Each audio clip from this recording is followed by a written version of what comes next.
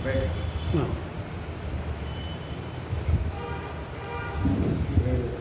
मंदिर वाला हाँ मैं शांति पाठ में कर लूँगा। नया लाया था।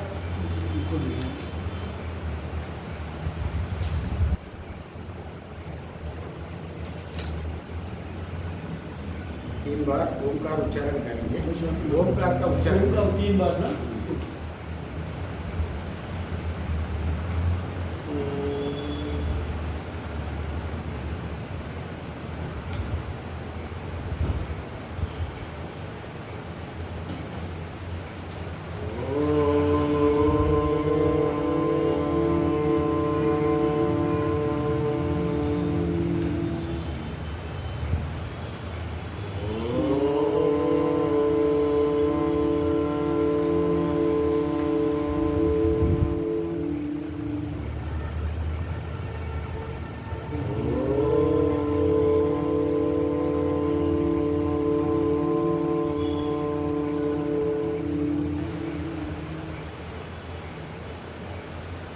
यहाँ का जो परंपरा है, परंपरा का अनुसार हम लोग शांति पाठ 10 शांति पाठ करता है यहाँ का।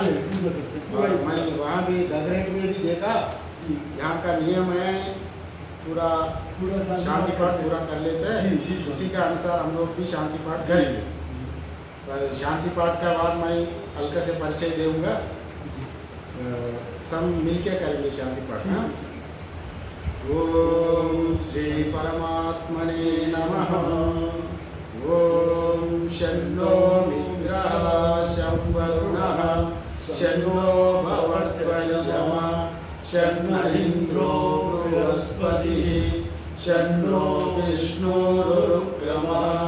नमो ब्रह्मणे नमस्ते वायो त्वमेव प्रत्यक्षं ब्रह्मासि त्वामेव प्रत्यक्षं ब्रह्म वदिष्यामि। ऋतं वदिष्यामि सत्यं वदिष्यामि। तन्मामवतु तद्वक्तारमवतु अवतु माम् अवतु वक्तारम्। ओम शांति शांति शांति। ओम सहना भवतु सहनो भुनक्तु सह वीर्यं करवावहै तेजस्विनावधीतमस्तु मा विद्विषावहै। ओम शांति शांति शांति। ओम यच्छन्दसा वृषभो विश्वरूपः छन्दोभ्यो जमृता बभूव सवेन्द्रो मेधया शृणोतु। अमृतस्य देवतारणो भूयासं शरीरं मे चर्षणं जिह्वा मे मधुमत्तमं करुणाभ्यां भूरि विश्रुवं ब्रह्मणः कोशोऽसि मेधया पीतः श्रुतं मे गोपाय। ओम शांति शांति शांति। ओम अहं वृक्षस्य रेरिव कीर्तिं पृष्ठं गिरेरिव। ओम पवित्रो आजीवा स्वामृतमस्मि द्रव्यं स्ववर्चसं सुमेधा अमृतोक्षितः इति त्रिशंभो वेदानुवचनम्। ओम शांति शांति शांति। ओम पूर्णमदः पूर्णमिदं पूर्णात् पूर्णमुदच्यते पूर्णस्य पूर्णमादाय पूर्णमेवावशिष्यते। ओम शांति शांति शांति। ओम आप्यायन्तु ममाङ्गानि वाक्प्राणचक्षुश्रोत्रमनो बलमिन्द्रियाणि च सर्वाणि सर्वं ब्रह्मोपनिषदं माहं ब्रह्म निराकुर्याम्।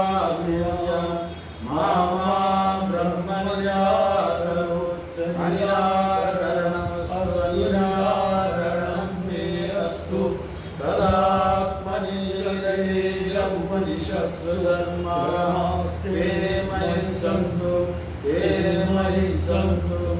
ॐ शान्ति शान्ति शान्ति ॐ वाङ्मे मनसि प्रतिष्ठिता मनो मे वाचि प्रतिष्ठितम् आविराविर्मयेति वेदस्य मानिस्तः श्रुतं मे मा प्रवासीरणेनादितेनाहोरात्रात् सन्ददामि मृतं वदिष्यामि सत्यं वदिष्यामि तन्मामवतु तद्वक्तारमवतु अवतु माम् अवतु वक्तारम् अवतु वक्तारम् ॐ शान्ति शान्ति शान्ति ॐ भद्रं नो अभिवादय मनः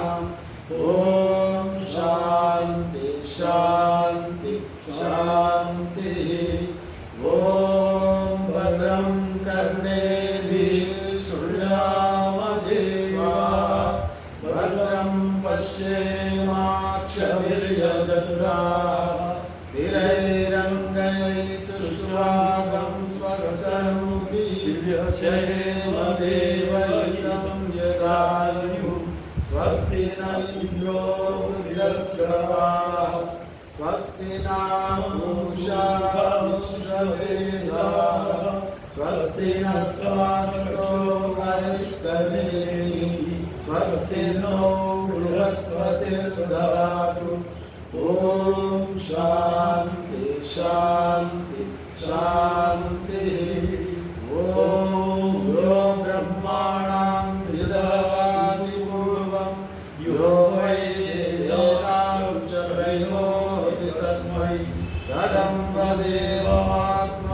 तदम्बदेवमात्मबुद्धिप्रकाशं मुमुक्षुर्वै शरणमहं प्रपद्ये ॐ शान्ति शान्ति शान्ति ॐ नमो ब्रह्मादिभ्यो ब्रह्मविद्या सम्प्रदायकर्तृभ्यो वंश ऋषिभ्यो महाभ्यो नमो गुरुभ्यः सर्वोपप्लवरहितः प्रज्ञानघनः प्रत्यगर्भो ब्रह्मैवास्मि ब्रह्मैवास्मि ॐ नारायणं पद्मभवं वसिष्ठं शक्तिं च तद्गोत्रपराशरं च व्यासं शुकं गौडपदं महान्तं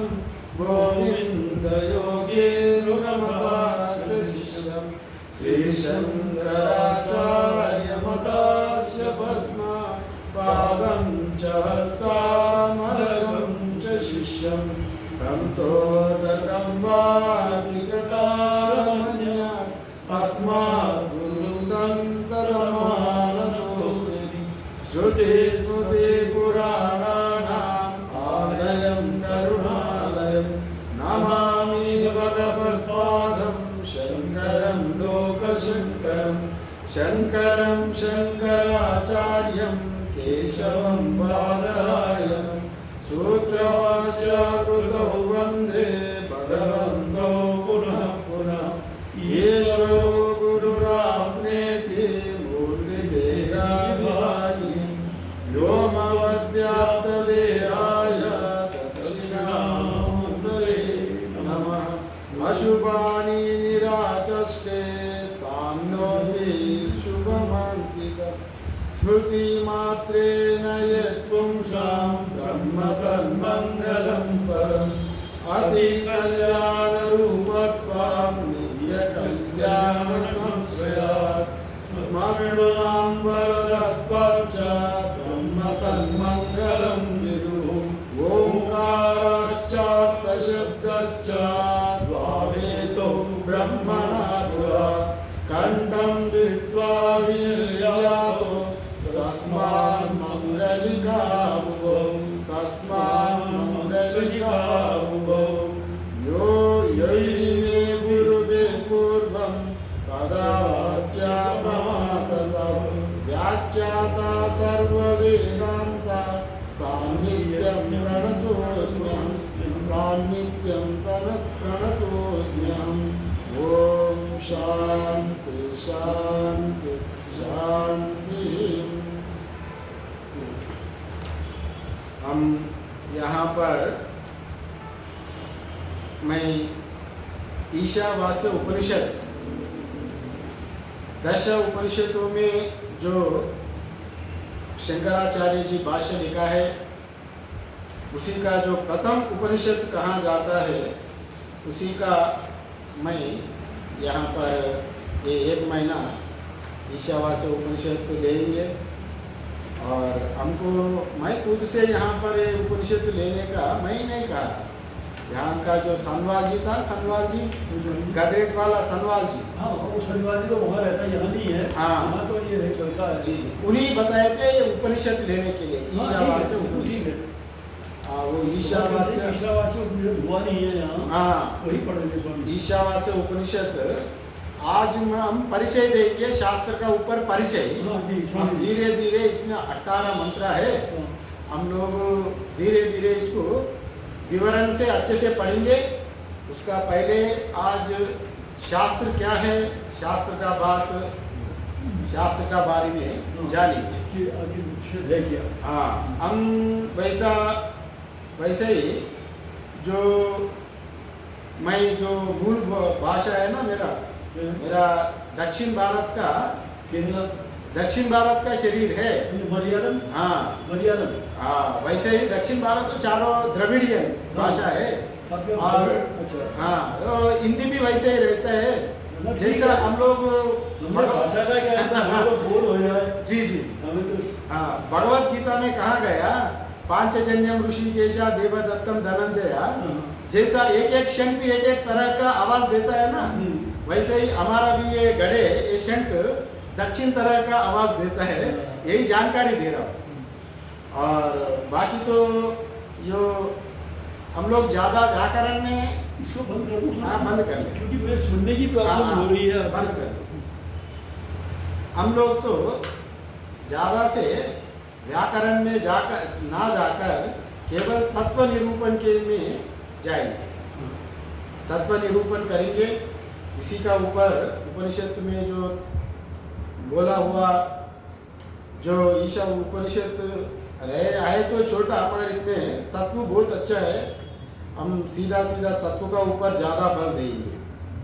और ये ईशा उपनिषद वैसे ही ये शुक्ल यजुर्वेदीय उपनिषद है जो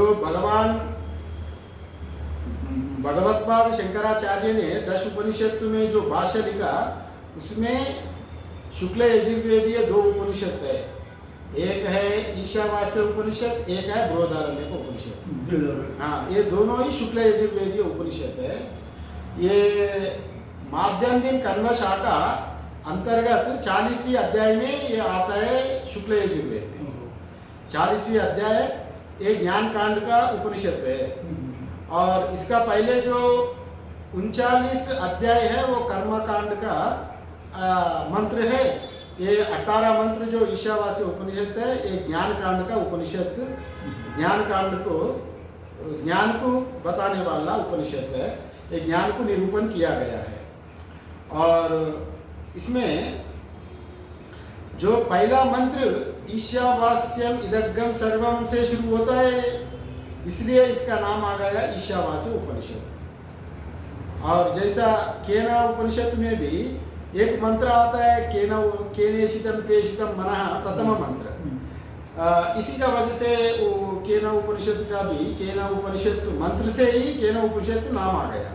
इसी का भी ईशावास्यम प्रथम मंत्र जो है उसी का अनुसार ईशावास्य का नाम ईशावास्य उपनिषद नाम आ गया। और इस पर हम लोग अच्छे से पूरा डिटेल्स से हम लोग का समय बहुत है, 1 महीना पूरा उपनिषद का ऊपर हम लोग शंकर भाष्य हम लोग अध्ययन करेंगे यहाँ पर। और आज पहले दिन है तो थोड़ा शास्त्र का विचार कर लीजिए। शास्त्र क्या है, उपनिषद वेद क्या है। आप लोग तो श्रवण करता रहते हैं हमेशा, आप लोग हमेशा श्रवण करता रहता है, महाराज लोग आके श्रवण कराता है, स्वामी जी लोग। मैं तो अभी 2-3 महीने बीमार रहा। अच्छा, तो इस वजह से आ नहीं पाया। हाँ कोई बात नहीं है।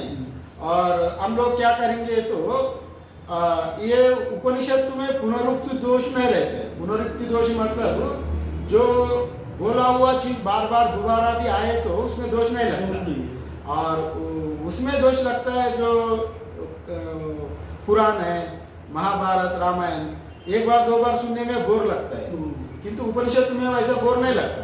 जैसा गुरु का मंत्र दिया गया, रोज हम लोग जब करें तो जितने शुद्धि होता है अंतःकरण उपासना, ये बार बार श्रवण करें तो अंतःकरण भी शुद्धि होगा, ज्ञान में भी वृद्धि होगा। और उपनिषद का अर्थ एक न एक दिन फलीभूत होकर अनुभूति में फल देगा। इसलिए इसको वेदांत में पुनरुक्ति दोष नहीं है।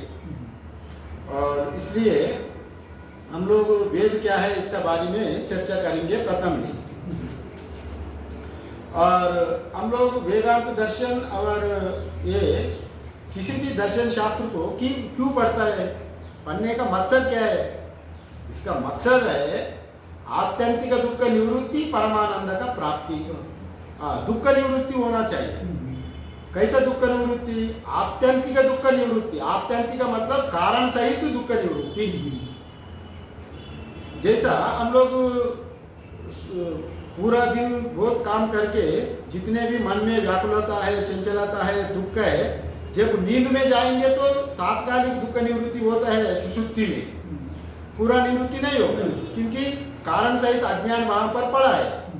और ये ज्ञान से, श्रवण मनन निधिध्यासन से कारण सहित अविद्या निवृत्ति जब होगा उसको आत्यंतिक दुख निवृत्ति कहा जाता है। जब आत्यंतिक निवृत्ति कारण सहित जब दुख निवृत्ति होगा अंतःकरण से, तभी परमानंद का प्राप्ति होगा।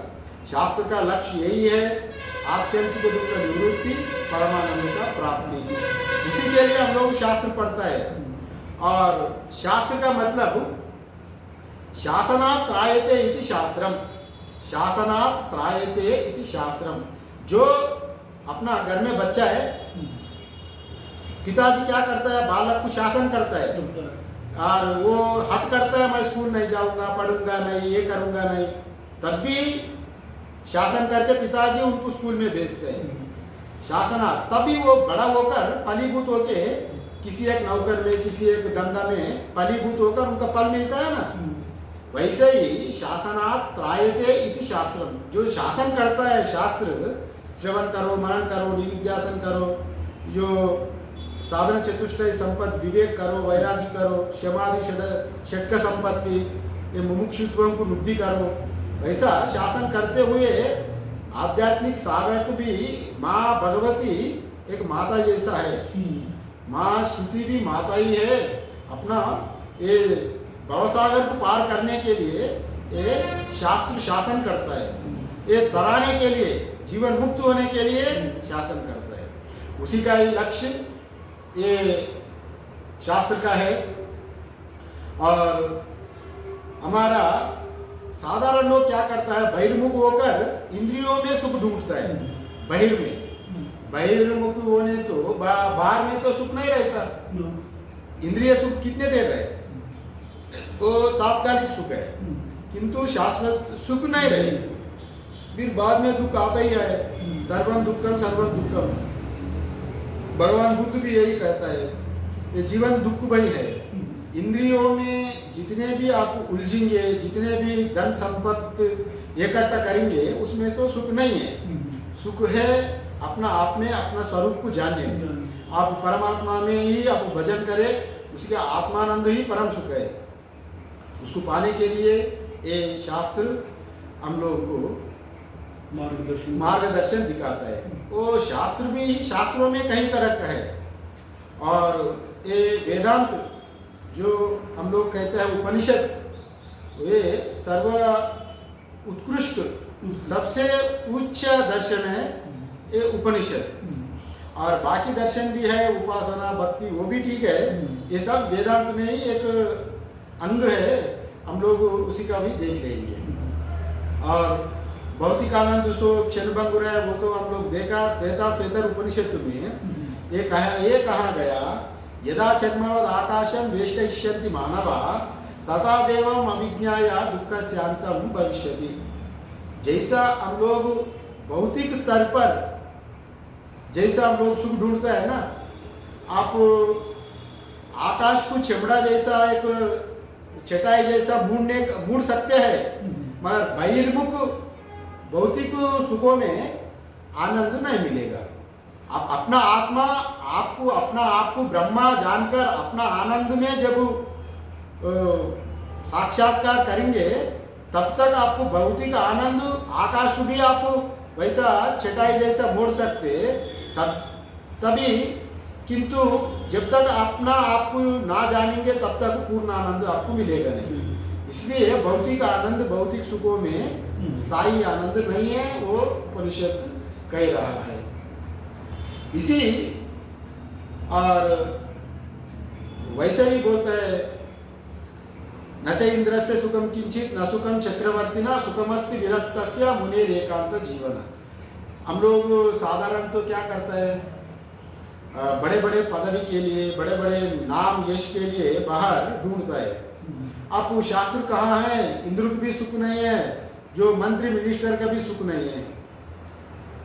जो विरक्त पुरुष है अंतःकरण से, विरक्त मतलब जो सभी सन्यासी होना वैसा बात नहीं है। मन को जब विरक्त बनाएंगे संसार में रहकर भी, विषयों से मन को हटाना ही यहाँ विरक्त है, और उनका ही सुख है, भौतिक चीजों में सुख नहीं है, ये शास्त्र कह रहा है। इसी जन्म में जो अमरत्व प्राप्त करना ही मनुष्य जीवन का उद्देश्य है। मनुष्य जीवन का उद्देश्य क्या है? जो परमात्मा का पाना ही जन्म होना। मनुष्य जीवन मिलना ये उतने आसान नहीं है। हाँ, ये बराबर, ये विवेक चूड़ामणि में दुर्लभम त्रयमेत देवानुग्रह हेतुकम मनुष्यत्व मुमुक्षत्व महापुरुष संश्रेय, ये तो कहा गया। ये अत्यंत दुर्लभ है, महापुरुष मिलना, सत्संग रोज करने का इच्छा होना, सत्संग करना। ये भी सत्संग, अभी इसी शहर में कितने करोड़ों लाखों लोग हैं, कितने लोग आते हैं सत्संग। इसलिए हम लोग सत्संग करना, मनुष्य जीवन लेना और ये सत्संग में जाने का और वैसा एक आचार्य गुरु मिलना, ये तीन अत्यंत दुर्लभ है। इसको होते हुए भी हम लोग अगर विचार नहीं करेंगे तो जीवन पशुवत है। जैसा पशु पक्षी है ना, उसमें भी मनुष्य में भी कोई भेद नहीं रहेगा।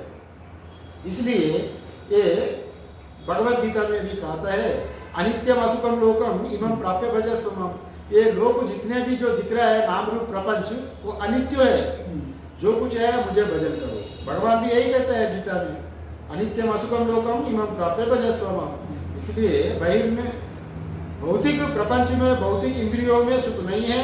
इसलिए शास्त्राध्ययन करने के लिए, विवेक के लिए ये शास्त्र ये बात कह रहा है। इस वैसे ही अब साधारणतः लोग क्या करते हैं, ये जब जवान में रहता है, समय रहता है हाथ में, तभी आध्यात्मिक का उपयोग नहीं करता। अरे ये मेरा काम नहीं है, जब हम बुढ़ापा हो जाएंगे, रिटायरमेंट हो जाएंगे, अरे वृद्धावस्था में मरने का समय तभी करेंगे, अभी क्या है, अभी क्या जरूरत है आध्यात्मिक, अभी ये बुजुर्ग लोगों का काम है, वैसा सोचता है। वो गलत बात है। जीवन जब हमारा जीवन जब स्वस्थ है, सोचने का विचार अच्छा है, सभी शरीरों का अंग अच्छा है, सब अच्छा कर्म, निष्काम कर्म, उपासना करने का जो शक्ति शरीर में है, उसी समय आध्यात्मिक जीवन जीने का उसका थोड़ा समय निकालने का उसी सही समय है। वृद्धावस्था में हमको होश भी नहीं रहेगा, हम लोग क्या कर रहे हैं नहीं कर रहे हैं। इसलिए वृद्धावस्था में लोग पछताता है। ये तैत्तिरीय उपनिषद में कहता है, किमहम पापम अकरवम किमहम साधु न करवम इति। मैं पाप क्यों किया, पाप क्यों कर डाला, पुण्य ना क्यों नहीं किया, सत्संग क्यों नहीं किया। अभी मैं बहुत विचलित होता है वृद्धावस्था में, वो अवस्था नहीं आना। इसलिए इसके लिए अब शास्त्र अध्ययन हमेशा करना चाहिए। और वेदांत का जो वेदांत दर्शन हमारा भारतीय परंपरा में वेदांत दर्शन शास्त्र हमारा षड दर्शन है। वैसे ही षड दर्शन भारतीय दर्शन शास्त्र में षड दर्शन आस्तिक दर्शन षड है, नास्तिक दर्शन छह है। वो 3 बोला जाता है, मगर उसका अगर बौद्ध में 4 है और जैन चारवाक 4 बौद्ध में है। ये इसी का पूरा मिलके वो लोग भी 6 कहा जाता है। बौद्ध में 4 अलग-अलग। हाँ, वो 4 अलग-अलग है। तो इसी का भी आप लोग चर्चा करेंगे। और आस्तिक दर्शन में 5 6। आस्तिक दर्शन में षड दर्शन में 6 दर्शन। ये एक है वैशेषिक न्याय और ये सांख्य योग, पूर्व मीमांसा और उत्तर मीमांसा। उत्तर मीमांसा कहते हैं हमारा वेदांत। ये चारों दर्शन, ये 6 दर्शन इसमें है। और वो नास्तिक दर्शन में वो भी 6 है। एक चारवाक दर्शन और जैन दर्शन, बुद्ध के 4 दर्शन। ये स्वातंत्रिक वैभाषिक, उसमें स्वातंत्रिक है वैभाषिक है और विज्ञानवाद है शून्यवाद है। ये 4 मिलके और जैन चारवाक मिलके इसमें 6 हो गया और वो आस्तिक दर्शन 6 हो गए। आस्तिक दर्शन क्यों कहता है, नास्तिक दर्शन क्यों कहता है, इसको भी जानना उचित है। जो वेद प्रमाण को मानता है वो आस्तिक दर्शन, जो वेद को मानने वाला आस्तिक है और जो वेद को नहीं मानता वो नास्तिक है। और वैसे ही हमारा जो पहले हम लोग देखेंगे तो वैशेषिका का जो फिलॉसफी है वो कनाद, उसका जो फाउंडर सिद्धांत करता कनाद कहा जाता है। जो कनाद मतलब जो कनाह आधा, कनाह मतलब इसका 2 अर्थ है। एक अणु भी होता है और एक बीज भी कण कहता है। जो दान रहता है ना, पड़ा हुआ दान को कण कहा जाता है। आधा मीन्स खाने वाला, माने जो खेत में पड़ा हुआ जो दान को कूट के खाते थे उसका नाम आ गया कनादा। हाँ, उसी का नाम कनादा। और न्याय वाला है जैमिनी, तो न्याय शास्त्र का जैमिनी तर्क में उनका अच्छा विचार लिखा है उनकी न्याय शास्त्र में। और सांख्य दर्शन का है कपिल मुनि जी, कपिलाचार्य है सांख्य दर्शन। कपिल भी वैसे ही एक ही कपिल नहीं है, कपिल भी 2-3 कपिल है। भागवत में एक कपिल आता है और सांख्य वाला कपिल अलग है। गीता में भी एक कपिल बोलता है। ऐसा कौन सा कपिल है बोलना, जैसे जनक भी अनेक है ना। जनक मतलब एक राजा का नाम है, जनक पिता बोलता है राजा को। जैसा कपिल भी अनेक है। देवहूति महाभारत में कपिला देवहूति का एक व्याख्यान आता है, वो कपिल अलग है। ये सांख्य दर्शन का कपिल अलग है। हाँ, कपिल भी अनेक है। ये सांख्य दर्शन का, ये सांख्य बहुत अच्छा दर्शन है। वेदांत में सांख्य का संबंध बहुत गरिष्ठ संबंध है। ओनली वो लोग मानता है जीव अनेक है, जितने आत्मा है उतने, जितने शरीर है उतने आत्मा है। और हम लोग मानता है एक ही आत्मा, और इसमें ही भेद है। बाकी जितने हम लोग का जो पुरुष प्रकृति वो हम लोग भी मानता है, जो उसी का भाव, वो प्रधान से सृष्टि हुआ, सृष्टि में थोड़ा भेद है, मगर बाकी ज़्यादा से ज़्यादा मिलजुल कर है। वेदांत का नजदीक है सांख्य दर्शन। इसलिए शंकराचार्य ने कहा था वेदांत सांख्य प्रधान मल्ला, माने बहुत ताकतवर है सांख्य दर्शन। और ये है योग दर्शन, तो आप जानते हैं पतंजलि का योग, पतंजलि योग दर्शन है। और सांख्य थीरी है, सिद्धांत है योगा अभ्यास करना। अतः योगानुशासनम, योगा अनुशासन करना है, वो योगा प्रैक्टिस करना, सुनते नहीं काम नहीं चलेगा। अगर ये दोनों मिलके एक दर्शन हो गया, ये योगा सांख्य योगा। और न्याय वैशेषिक एक हो गया। और पूर्व मीमांसा तो ये कर्मकांड है। और पूर्व मीमांसा भी वो ईश्वर को नहीं मानता, वो पूर्व मीमांसा को वेद को मानता है, ईश्वर नहीं मानता। सृष्टि भी नहीं मानता, सृष्टि अनादि मानता है। सृष्टि तो अनादि है, और तुम अच्छा कर्म करो स्वर्ग जाओ, स्वर्ग जाके आनंद लो। और वैदिक परंपरा में पूर्व मीमांसा का हाईएस्ट अवधि उसका स्वर्ग जाना, वैदिक कर्म का। स्वर्ग में भगवान स्वर्ग में जाके मोज ले लो, फिर कर्म जब क्षीण हो जाएगा फिर आ जाओ मर्त्य लोक के विशांति, वैसा हो जाता है। और उसी का पूर्व मीमांसा का जैमिनी आचार्य है, और उत्तर मीमांसा का आचार्य व्यास जी की कहा जाता है।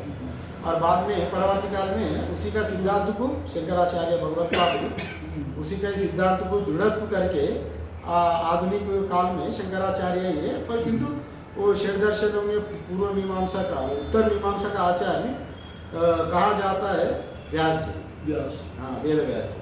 उसी का भी हम लोग विस्तार से देख लेंगे, और इतने ज़्यादा भी देखें तो फिर समय हम लोग को पूरा चर्चा करने के लिए भी नहीं रहेगा, और इसी इतने भी देख लिया। और ये नास्तिक दर्शनों में जो चारवाक आगे आता है, चारवाक दर्शन क्या है, ये इसका सिद्धांत करता बृहस्पति। हम लोग कहते हैं ना देवगुरु बृहस्पति, वो बृहस्पति भी अनेक नाम है, और वो बृहस्पति भी नहीं हो सकते थे। उसका फाउंडर जो सिद्धांत करता है चारवाक फिलॉसफी का, बृहस्पति नामक आचार्य है। अच्छा। और जैन तो महावीर तो हम लोग जानता है, जैन मत सिद्धांत करता महावीर जी है। और बौद्ध मत में, और बुद्ध का स्वयं जब बुद्ध जीवित थे उसी समय बुद्ध विभिन्न तरह का उपदेश दिया था, जो उत्तमाधिकारी के लिए, जो शून्यवाद, जो मध्यमाधिकारी के लिए विज्ञानवाद, अधम अधिकारी के लिए स्वातंत्रिक वैभाषिक, मंद मध्यमाधिकारी, वैसा उन लोगों के लिए जैसा हम लोग वेदांत में भी उत्तमाधिकारी, मध्यमाधिकारी, मंदाधिकारी, अतिमंदाधिकारी रहता है ना, उसी का अनुसार जब बुद्ध भगवान ने उनका प्रवचनों में जब दिए थे, उसी प्रवचन का अनुसार जो आचार्य नागार्जुन जो शून्यवाद का माध्यमिक का सूत्र लिखा, वो माध्यमिक का फाउंडर हो गया। वैसे ही और तीनों में अलग अलग करके उसमें शाखा आ गई, जैसे वेद में भी कहीं शाखा आ गई, वैसे ही बौद्ध मत में भी, नास्तिक मत में भी शाखा है।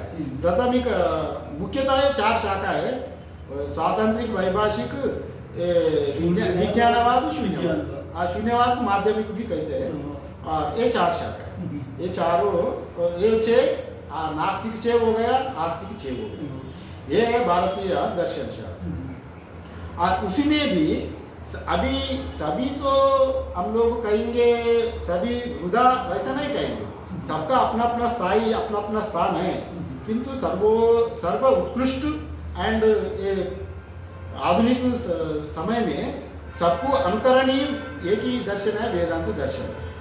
वो भी दर्शन, सांख्य दर्शन भी गलत नहीं है, मगर वो हाईएस्ट अवधि एक जगह में वो रुक जाता है, किंतु वेदांत अपना असीम उसका जीव ब्रह्म ऐक्य, ब्रह्म ही, और ये विवर्तवाद को बोलता है। यहाँ जीव को और ब्रह्म का बीच में कोई भेद नहीं है। ये उपाधि भेद से हम लोग जीव जगत कहाँ जाता है, वास्तव में ब्रह्म ही जीव जगत बना। और सर्वम कल्विदम ब्रह्म, यही इसका ब्रह्म वेदम सर्वम, आत्मा वेदम सर्वम, यही जीव ब्रह्म ऐक्य का कराने वाला ये वेदांत उपनिषद है। उसमें भी, वेदांत में भी फिर देखना है, हम लोग वेदांत कहते हैं किसका, वेदांत कहते हैं यहाँ, वेदांत मतलब प्रस्थानत्रय को मानने वाला वेदांत कहते हैं, समझ लिया। जो भी प्रस्थानत्रय को मानता है उसको वेदांती कहते हैं। प्रस्थानत्रय को कौन कौन मानता है? प्रस्थानत्रय मतलब तीन है, श्रुति प्रस्थान, न्याय प्रस्थान, स्मृति प्रस्थान। श्रुति प्रस्थान मतलब उपनिषद, उपनिषद को श्रवण करके जो जिसको ज्ञान प्राप्त करने वालों को श्रुति प्रस्थान कहा गया। जैसा नारायणम पद्मभुवम वशिष्ठम शक्तिम च तत्पुत्र पराशरम च, जैसा गुरु परंपरा से श्रवण करते करते हमारा परंपरा जो आ रहा है आगम, उसी का ही हम लोग श्रुति प्रस्थान कहा जाता है। और वो उपनिषद तो श्रवण प्रधान है। और दूसरा मनन प्रधान है ब्रह्मसूत्र। ब्रह्मसूत्र ब्रह्मसूत्र, हाँ, वो न्याय प्रस्थान कहा जाता है। न्याय प्रस्थान। और तीसरा भगवत गीता। हाँ, ये एक श्रवण प्रधान, एक मनन प्रधान, एक निधिध्यासन प्रधान। भगवत गीता को स्मृति प्रधान कहा जाता है। स्मृति, हाँ, जो भगवान द्वारा श्रुति स्मृति प्रमाण, श्रुति स्मृति श्रुति न्याय और ये स्मृति स्मार्त, ब्रह्मसूत्र न्याय प्रस्थान कहा जाता है। जी जी, उसी का ही हम लोग ये हमारा पूरा वेदांत उसी का ऊपर निर्भर, उसी का ऊपर आधारभूत है। और वेदांतों में भी हम लोग चाहते हैं, वेदांत मतलब अद्वैत ही वेदांत नहीं है। और वेदांत में जो जो आता है ना, ये प्रस्थानत्रयी को मानने वाला द्वैत है, रामानुजा विशिष्टाद्वैत, जो रामानुजाचार्य विशिष्टाद्वैत है, वेदा वेदा अचिंत्य वेदा वेद, द्वैताद्वैत, ये सब अद्वैत, ये सब वेदांत में ही आता है। हाँ, वेदांत में भी कहीं शाखाएं है, उसमें भी सभी में अद्वैत वेदांत ही, वेदांत में भी अद्वैत ही परम उत्कृष्ट, सबसे उच्च ये ग्रंथ है। माने उसका जो सिद्धांत है, जो शंकराचार्य प्रतिपादित अद्वैत वेदांत, उसमें कोई भेद नहीं है। किंतु इसमें भी भेद वाला है, वेदांत में भी जो द्वैत वाला है ना, सृष्टि में भेद है, मुक्ति में भेद है। कोई मुक्ति, वो जीवन मुक्ति नहीं मानता है विशिष्टाद्वैत द्वैत वाला रामानुज जो सायुज्य मुक्ति, सारूप्य मुक्ति, सामीप्य मुक्ति, सालोक्य मुक्ति इत्यादि 4 प्रकार का मुक्ति मानता है। और जो मध्वाचार्य मरने के बाद भगवत सन्निधि में जाके भगवान का पास, नारायण का पास रहना, वही मुक्ति है। किंतु ये अद्वैत में वैसा कोई मुक्ति नहीं है। अगर एक नारायण, एक जीव, एक ब्रह्म रहे तो उपनिषत्तु का यत्र द्वैतम भवति तद इतर इतरम पश्यति, तद इतर इतरम जिग्रति इत्यादि बृहदारण्यक में कहा, द्वितीय अद्वै भयम भवति, उदरम अंतरम कुरुते तस्य भयम भवति इत्यादि उपनिषत्तु का खंडन हो जाए। जीवा ब्रह्म ऐक्य का भेद दिखा रहा है, वो द्वैत अद्वैत विशिष्टाद्वैत भेदाभेद अचिंत्य भेदाभेद इत्यादि सभी लोग ये वेददर्शी अभेददर्शी अद्वैत एक ही है। इसलिए हम लोग ये वेदांत में भी हम लोग उपनिषद को पढ़ रहा है। और इसका जो दर्शन है ना, दर्शन शास्त्र, दर्शन मतलब क्या है? देखना। हाँ, अंतर मन से परम सत्य को देखना। क्या देखना? अंतर मन से परम सत्य को देखना, वही देखना। और वही दर्शन, दर्शन माने देखना। हम लोग साधारणतः क्या करता है, और देखना है तो अनुभव कैसे होगा, परम सत्य को कैसे देखना, एक संशय आ सकता है। हम साधारणतः घर में भी, अरे मैं सांभर में दाल में नमक डाला नहीं डाला थोड़ा देखो बोलता है ना, वहाँ नमक दाल में नमक पड़ा नहीं पड़ा देखो, मतलब वहाँ देखना का नहीं, चाटना। यहाँ भी देखना मतलब अनुभव करना। हाँ, यहाँ देखना मतलब दर्शन मतलब देखना, देखना मतलब अनुभव करना, साक्षात्कार करना। हाँ, दृश्यते अनेन इति दर्शन। शास्त्र भी कहते हैं ना, श्रोतव्यो मंतव्यो, ये द्रष्टव्यो श्रोतव्यो मंतव्यो निधिध्यासितव्यो। ये बृहदारण्यक उपनिषद में पहले द्रष्टव्यो देखो, पहले अनुभव करो, बाद में श्रवण करो, मनन करो, निधिध्यासन करो। हाँ, द्रष्टव्यो श्रोतव्यो मंतव्यो निधिध्यासितव्यो, इसी का भी हमारा उपनिषद कहते हैं। इसलिए ये फिलॉसफी मतलब अनुभव करना, देखना, दर्शन। और इसका जो वेस्टर्न मीनिंग होता है, जो पाश्चात्य दर्शन भी, जो फिलॉसफी कहते हैं ना पाश्चात्य में, फिलॉसफी। हाँ, ये फिलॉसफी मतलब, फिलास मतलब ये लैटिन वर्ड है। लैटिन भाषा में जो फिलास मतलब प्रेम, फिलास मतलब प्रेम होता है, सोफिया मतलब ज्ञान होता है। प्रेम, फिलास मतलब प्रेम अथवा अनुराग, सोफिया मतलब ज्ञान, ज्ञान। ज्ञान का प्रति प्रेम, ज्ञान का प्रति अनुराग, वो भी अच्छा ही है। माने लव दी नॉलेज, एक इंग्लिश वर्ड में बताना है तो लव दी नॉलेज, ज्ञान को प्रेम करो, ज्ञान का प्रति अनुराग रखो, तभी ज्ञान से अनुराग रखे तो वो भटकेगा नहीं। वो भी ठीक है फिलॉसफी भी, किंतु हमारा जो भारतीय दर्शन शास्त्र है सबसे उच्चतम दर्शन, उसका वर्णन भी बहुत अच्छा ढंग से। अभी जो साइंस है ना, विज्ञान हमारा जो वेदांत, दोनों अत्यंत निकट है, वे वेरी प्रैक्टिकल है। जो जैसा आग छुए तो जैसा गर्मी लगता है ना, तपता है, वैसे वेदांत भी गलत नहीं होता है। जैसा आग तपता है, वेदांत में भी उतने ताकत है। सत्य, जो सत्य प्रमाणित करने का वेदांत बहुत प्रमाणित है, शुद्ध करता है। और हम लोग वेदांत 6 प्रमाण मानता है और 6 प्रकार का प्रमाण मानता है। उसमें तो 3 मुख्य प्रमाण है, जो श्रुति युक्ति अनुभव, श्रुति युक्ति अनुभव, जो ये 3 प्रमाण बहुत वेदांत में हमेशा ये आता रहते हैं। और अनुभव जैसा है ना, अब श्रुति शास्त्रम अंत्यमिद प्रमाणम, शास्त्रम श्रुति प्रमाणम इज अंत्यम फाइनल जजमेंट। और तीनों में अगर कुछ विभेद आ गया, श्रुति प्रमाण, युक्ति प्रमाण, अनुभव प्रमाण में कभी शंका आ गए तो शास्त्रों की मानना है, शास्त्र प्रमाण को भी मानना है। क्योंकि अनुभव प्रमाण भी कभी गलत हो सकता है। जैसा हम आकाश में तारा देखते हैं ना, तारा कैसे कितने दिखता है, इतने दिखता है, दिखता तो है, अनुभव तो हो रहा है, किंतु वो छोटा तो नहीं है ना। पूरा पृथ्वी से, सूर्य से भी बड़ा है, कई गुना बड़ा है। वैसे अनुभव भी गलत हो सकता है, अनुमान भी गलत हो सकता है। अनुमान कभी अनुमान होता है, अनुमान गलत हो सकता है, किंतु शास्त्र कभी गलत नहीं होगा। शास्त्र अपौरुषेय है। हमारा जो वेद है अपौरुषेय, मतलब जो पुरुष प्रयत्न से इसको लिखा नहीं गया। वो परमात्मा का जो ब्रह्मा जी से हम लोग पढ़ते हैं ना, साक्षात ये स्वयं वो है वेद, उसी से आया है। इसलिए हम लोग को इसको शास्त्र प्रमाण को उत्कृष्ट प्रमाण मानते हैं।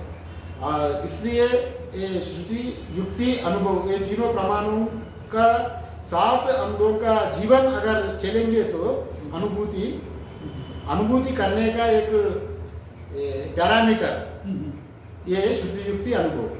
श्रुति मिलना, युक्ति मिलना, अनुभव मिलना, ये सभी मिले तो आपका जीवन मुक्त पुरुष का भी उनका जीवन श्रुति युक्ति अनुभव से मिलना वही प्रमाणित है। स्टाम्प मारेंगे ये जीवन मुक्त है।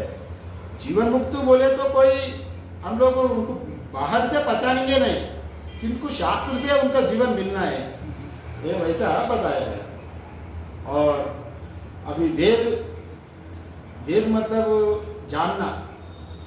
वेद क्या है? वेद मतलब टू नो, अंग्रेजी में बोले तो टू नो मतलब जानना। हाँ, जानना ही का नाम ही वेद है। विद धातु से वेद आ गया, विद धातु से वेद आ गया। विद मतलब जानना।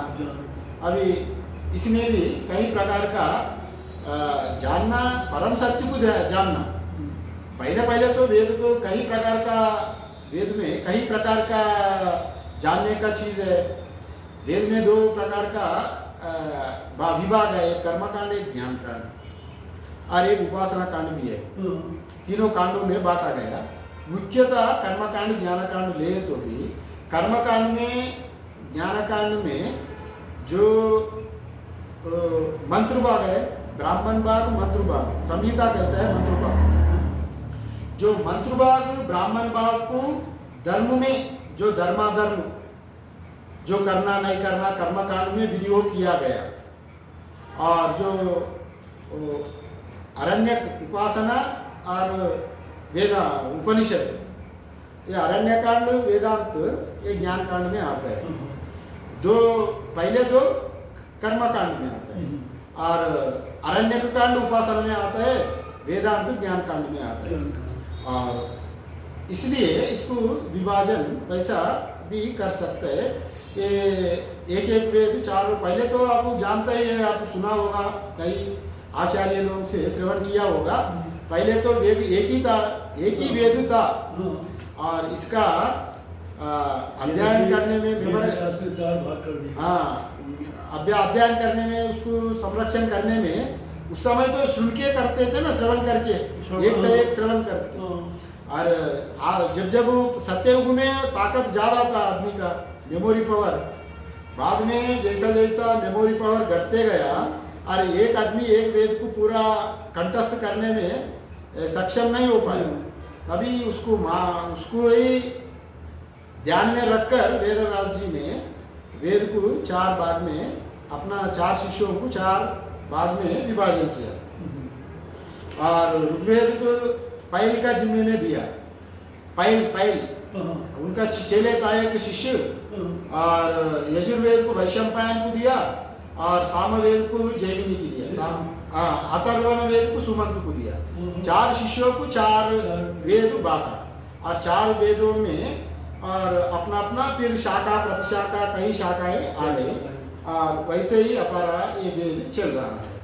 और वेद में भी धर्म अर्थ काम मोक्ष 4 पुरुषार्थ है, और धर्म अर्थ काम ये पुरुषार्थ है, मोक्ष परम पुरुषार्थ है।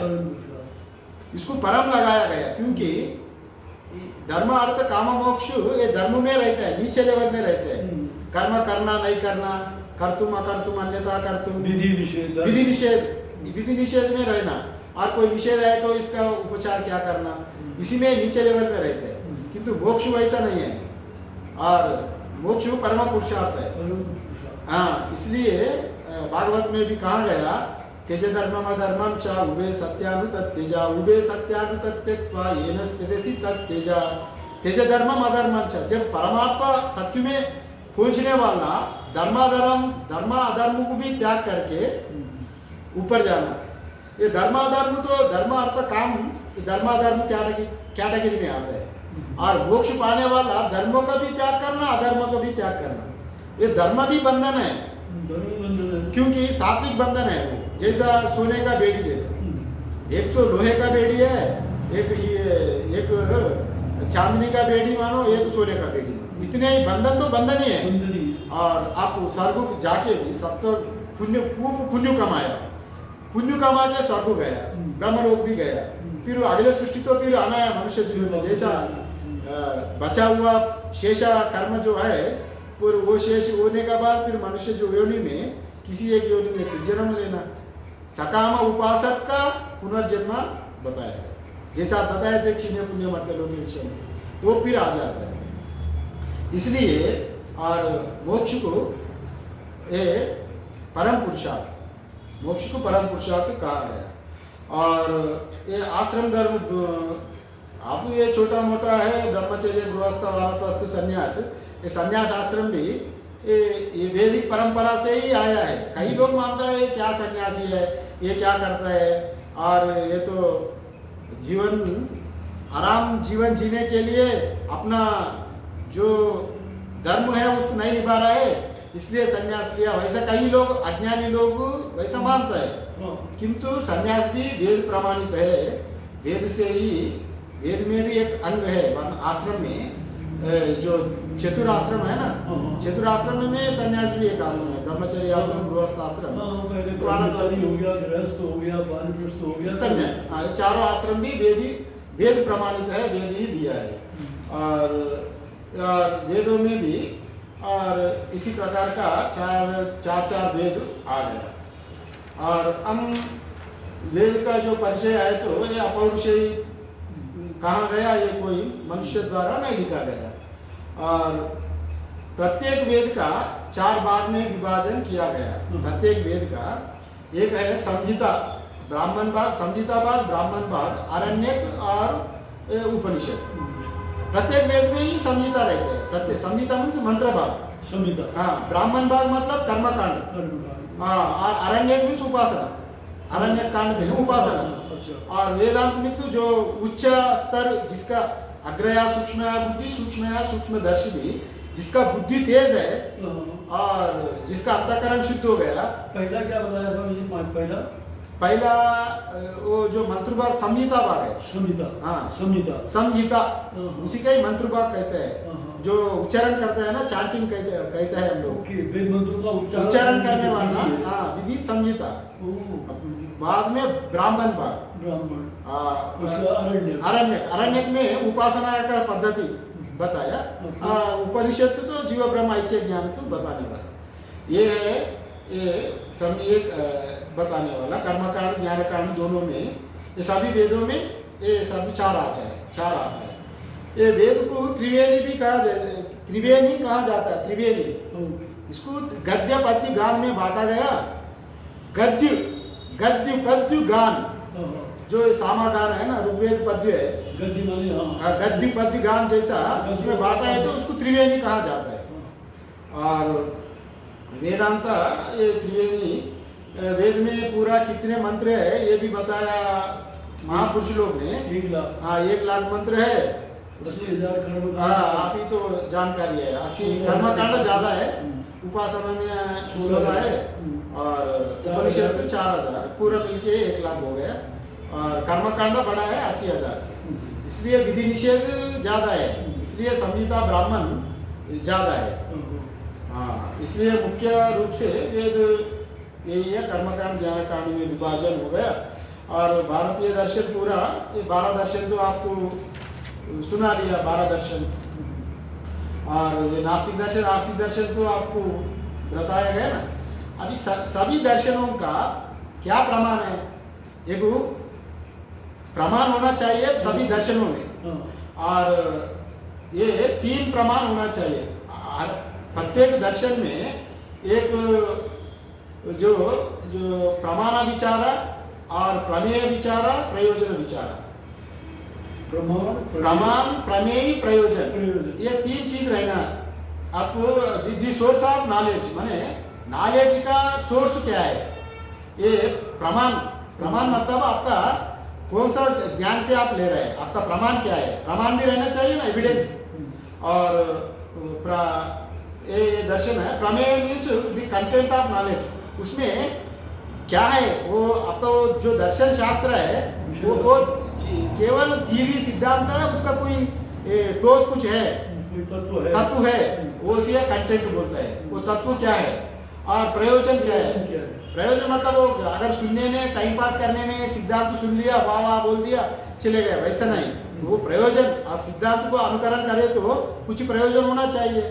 वो 3 भी सभी सिद्धांतों में रहना चाहिए। और ये दर्शन शास्त्र का बारे में कहा गया। और 2-5 मिनट बोल के हम लोग इसका, ये वेदांत दर्शन हम लोग जो पढ़ रहे हैं ना, हम लोग जो पढ़ रहे हैं वेदांत दर्शन। वेदांत दर्शन में और मूलभूत से हम लोग विचार करेंगे। ये प्रस्थानत्रय का जो मूल प्रस्थान है और श्रुति प्रस्थान, उसी का ही हम लोग यहाँ पर लेंगे। और उपनिषदों में 1180 उपनिषद है। वैसा पहले कहाँ लिखा उल्लेख है, पहले 1180 उपनिषद था, और बाद में सभी कालक्रम में वो सब हो गया। हम लोग उसका कहाँ प्रमाणित नहीं मिला, वो नष्ट भ्रष्ट हो गया। बाकी 220 उपनिषद अभी भी है। 220 उपनिषद में 108 उपनिषद का भाष्य लिखा। अभी छोटा उपनिषद है ना, 108 उपनिषद में भाष्य लिखा। अभी भी 108 उपनिषद का भाष्य उपलब्ध है। हाँ, और बाकी उपनिषद का भाष्य नहीं है, किंतु 220 उपनिषद लगभग है। और 108 उपनिषदों में भी भगवान भाष्यकार जो शंकराचार्य 10 उपनिषद का भाष्य लिखा। कई बोलते हैं 12, श्वेता श्वेतर और कैवल्य उपनिषद का भी भाष्य शंकराचार्य लिखा। वो थोड़ा वो संदिग्ध में है, किंतु 10 उपनिषद तो सभी मानते हैं। ये 10 उपनिषद क्यों शंकराचार्य जी लिखा? मतलब जो वेदव्यास जी है ना, ब्रह्मसूत्र जब लिखा था, ब्रह्मसूत्र है पूरा वेद का, उपनिषद का संकलन। जो सूत्र है उसमें जो वेद विभेद है, उसको सूत्राकार में ये एकत्रित करके पूरा फाइनल जजमेंट लिखा है। जैसा सुप्रीम कोर्ट का जजमेंट होता है ना, वही फाइनल होता है। अगर उपनिषदों में एक जैसा लिखा, एक उपनिषद में एक जैसा है, और कोई उपनिषद पढ़ा अपना हमारा जैसा जो उपासक श्रद्धालु जो उनको बुद्धि भ्रमित ना हो जाए, इसलिए कंफ्यूजन ना हो जाए, इसी का वजह से उपनिषद का ऊपर ही संकलन करके ब्रह्मसूत्र लिखा गया। ब्रह्मसूत्र ही फाइनल जजमेंट है। अभी कोई किसी का संशय आ गया, चांदोग्य उपनिषद हो, बृहदारण्य हो, कठोपनिषद, कोई भी उपनिषद पढ़ के एक उपनिषद में कोई भेद रहे तो और आपको जाना कहाँ, ब्रह्मसूत्र में। हाँ, वहाँ जाके आपको निर्णय कर लेना, वो ब्रह्मसूत्र में ये इसका बारे में यहाँ कहा, वही फाइनल है। इसलिए आपको उसको न्याय प्रस्थान कहा जाता है। उपनिषद श्रवण करना, मनन करने, ये तो डाउट जब शंका आता है ना, जब भी शंका आए तो आपको ब्रह्मसूत्र में जाना।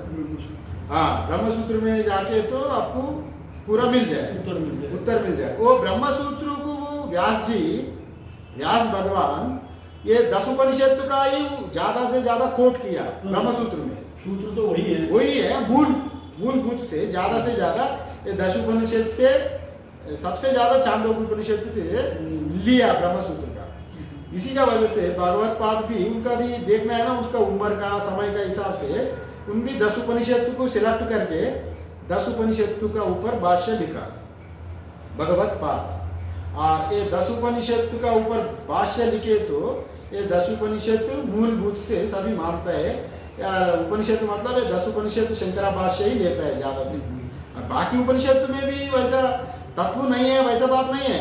वो भी मूलभूत उपनिषद है, वो भी वेद से ही अंग है, वो भी उसका भी इतने ही प्रामुख्यता है, जीव ब्रह्म ऐक्य देने वाला क्षमता है सभी उपनिषदों में। सभी उपनिषद एक ही बात कहता है, जीव ब्रह्म ऐक्य, ब्रह्म सत्यम जगत मिथ्या, जीव ब्रह्मैव नापरा, जो शंकराचार्य जी तत्व निर्देशन किया, सभी उपनिषद यही कहते हैं, ब्रह्म सत्यम जगत मिथ्या, जीवो ब्रह्मैव नापरा। जीव ब्रह्म से अलग नहीं है। हाँ, जीव मतलब हम लोग जब विचार से क्या जीव है, क्या ब्रह्म है, ईश्वर क्या है, अगर हम लोग विचार करेंगे तो ईश्वर है जो जैसा समुद्र जैसा, और जीव है समुद्र का एक बूंद जैसा, एक ग्लास पानी जैसा। इतने ही भेद है। जो आपका जो ग्लास का पानी है समुद्र का, वो समुद्र का पानी है, समुद्र में डाले तो समुद्र ही है। जैसा हम लोग लहर तरंगे बुदबुद जैसा होता है, ये जो उपाधि वेद से ही अलग हो गया, और निरुपाधिक वेद से कोई वेद नहीं है, निर्गुण निराकार ब्रह्म ही है। उसी का ही प्रतिपादन करने वाला ये उपनिषद हम लोगों को ये जीव ब्रह्म ऐक्य ज्ञान को बताता है। और सृष्टि क्रम में और जो प्रस्थानत्रय में भी मैं बताया था ना, जो वेदांत में भी कई अंग है, जो द्वैत है, विशिष्टाद्वैत, द्वैतवाद द्वैत, वेदाभेद, अचिंत्य भेदाभेद इत्यादि विशिष्टाद्वैत। हाँ, ये सब उसमें भी कुछ भेद दिखाता है। जो आरंभवाद है, परिणामवाद है। आरंभवाद मतलब सृष्टि पहले नहीं था, भगवान सृष्टि किया, पेड़ पर्वत समुद्र सब भगवान ने तैयार किया, वैसा द्वैत मानता है। और विशिष्टाद्वैत मानता है परिणामवाद। परिणाम मतलब परमात्मा ही जीव रूप में है, वैसा परिणत हो गया। जैसा दूध दही जैसा परिणत होता है, दूध तो पहले था, दही पहले वो दूध था, दूध ही दही जैसा परिणत हो गई, ब्रह्म ही प्रपंच रूप में परिणत हो गया। हाँ, और ये विवर्तवाद है, वो भ्रांति से ही वैसा भान हो रहा है, ना आरंभ है ना परिणाम है, केवल ही विवर्त है। हाँ, ये परिणाम विवर्त है। ईश्वर का जैसा रज्जु सर्पवत भ्रांति से ही दिख रहा है। हम लोग सोने देखते हैं, सोने में गाना भी देख रहा है और सोना भी देख रहा है। और रामानुज क्या कह रहे हैं, और सोने से गहना हो गया। अरे वह गहना है ही नहीं, व्यवहार के लिए हम लोग गहना कह रहा है, वो गहना भी सोना ही है। सत्यम। हाँ, वाचारंभण विकारो मृति किते सत्यम जैसा चांदोग्य में बताया, वो नाम रूप मिथ्या है, वस्तु एक है, कोई विवर्त है। वो भ्रांति से हम लोग मान गया, जब भ्रांति मिट गया तो वस्तु एक है। ऐसा रज्जु सर्पवत, रज्जु का मंद अंधकार में अज्ञान से हम लोगों को जहाँ रज्जु को देखा वहाँ विचार नहीं किया वो क्या है, अब शंका आ गया वो सर्प हो सकता है, उसी से भ्रम पैदा हो गया, उसी से हम लोग धड़कन तेज हो गया, पसीना आने लगा और बुखार से आने लगी, और ये सब क्यों हो गया, भ्रांति से। वह है ही नहीं, वस्तु का ज्ञान नहीं होने का अन्य अन्य अज्ञान को आरोपित करके वो सांप हो सकता है बोल के, अरे वो काटा होगा हमको तो वैसा हुआ, अन्य भ्रम से अज्ञान को आरोपित करके वो संसार में दुखी सुख दुख अनुभव करना है, भ्रम से होता है। वो भ्रम मिट गए तो अभी तत्व का ज्ञान हो गया, वहाँ जब भ्रम गए तो बह गए। वो ही विचार वेदांत का विचार यही अति सुलभ है, अति अत्यंत सुसुकम कर्तुम अव्यय। वो अगर बुद्धि तेज है, अंतःकरण शुद्ध है तो वेदांत समझना भी अच्छे ही है।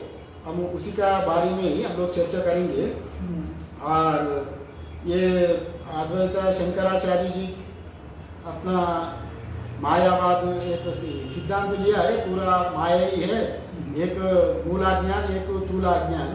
माया भी दो तरह का माया है, कारणाज्ञान को मूलाज्ञान कहा, कार्याज्ञान को स्थूलाज्ञान कहा। कार्याज्ञान मतलब जो कुछ ही नाम रूप दिख रहा है वो स्थूला विद्या, मूला विद्या मीन्स कारणाज्ञान। ये इसी का बारे में हम लोग ये वेदांत हम अच्छे से विचार करेंगे।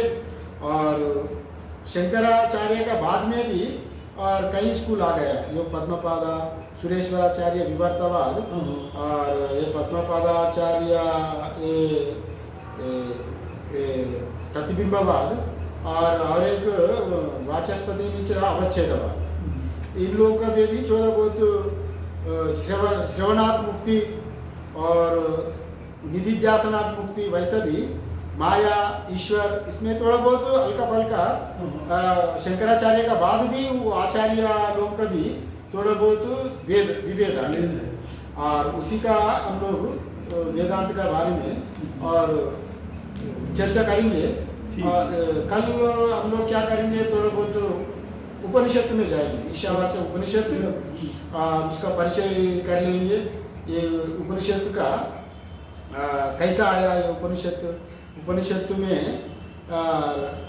उपनिषद मतलब क्या है, इसके ऊपर हम लोग कल विचार करेंगे इसका ऊपर। और कल उपनिषद में जाएंगे, ईशावास्य उपनिषद का ऊपर परिचय पहले विचार करके फिर हाँ उसमें जाके अगर शांति मंत्र से होकर शंकर भाष्य से पूरा हम लोग 1 महीना समय है, पूरा अप्रैल, आज तो 1 तारीख है अप्रैल, और हम लोग 30 तक 1 महीने के लिए 1 महीने के लिए है। 1 महीने के लिए पूरा ये उपनिषद पूरा विस्तार से हम लोग चर्चा करेंगे। हाँ जब हम लोग श्रवण करेंगे ना, श्रवण करें तो हम लोग अपना आप अंतःकरण शुद्धि होता जाता है। ये शास्त्र में बताया गया, नहीं ज्ञानेन सदृशम पवित्र में विद्यते, भगवद गीता में कहा गया ज्ञान से सदृश कोई चीज है ही नहीं। नहीं ज्ञानेन सदृशम पवित्र में विद्यते, पवित्र मीन्स अंतःकरण शुद्धि होने का। आप ज्ञान में लगा हुआ है ना, श्रवण करते रहा, मनन करते रहा, आप उपासना करने का जरूरत नहीं पड़ेगी अलग, तो अपना आप अंतःकरण शुद्धि होता रहेगा। इसलिए नहीं ज्ञानेन सदृशम पवित्रम इव विद्यते है भगवद गीता में भगवान स्वयं कहा, ज्ञानेन परिसमाप्यते, ज्ञान ही सब उत्कृष्ट है, ज्ञानातेव कैवल्य। वैसे ये सब हम ज्ञान में लगे रहेंगे, जितने हो सके हम लोग हमसे रोज थोड़ा बहुत प्रकाश डालते जाएंगे। और हम शंकर भाष्य अर्थ सहित भाष्य हम लोग देखेंगे कल से।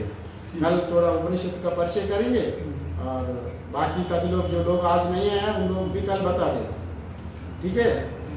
ओम पूर्णमदा पूर्णमिदं पूर्णात् पूर्णमुदच्यते पूर्णस्य पूर्णमादाय पूर्णमेवावशिष्यते। ओम शांति शांति शांति। हरि ओम।